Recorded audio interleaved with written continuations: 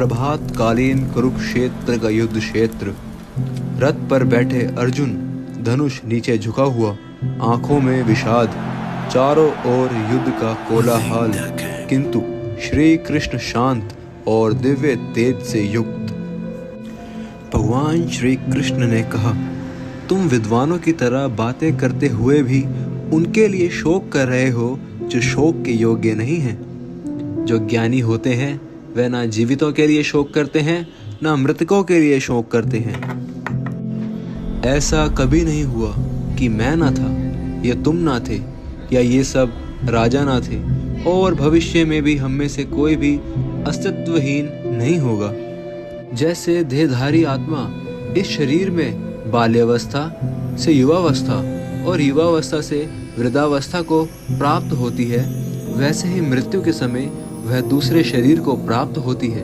धीर पुरुष इस परिवर्तन से मोहित नहीं होता।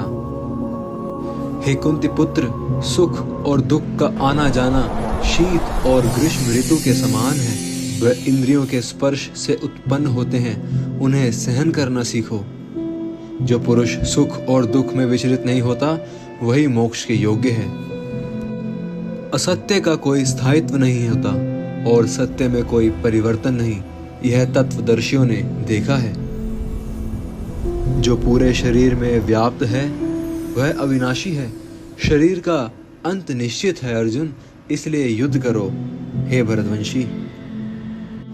जो आत्मा को मारने वाला समझता है और जो उसे मरा हुआ मानता है, वह दोनों ही अज्ञानी हैं। आत्मा ना तो मरती है और ना मारी जाती है।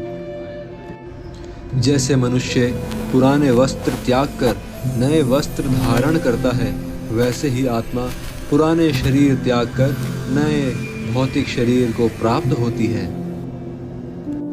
आत्मा ना तो कट सकती है, ना जलाई जा सकती है, ना भिगोई जा सकती है, ना सुखाई जा सकती है। यदि तुम मानते हो कि आत्मा बार बार जन्म लेती और मरती है, तब भी शोक का कोई कारण नहीं। कोई आत्मा को आश्चर्यजनक देखता है, कोई उसे आश्चर्यजनक कहता है, और कोई सुनकर भी उसे नहीं समझ पाता। अर्जुन, हे भरतवंशी, शरीर में स्थित आत्मा कभी मारी नहीं जाती, इसलिए किसी जीव के लिए शोक मत करो।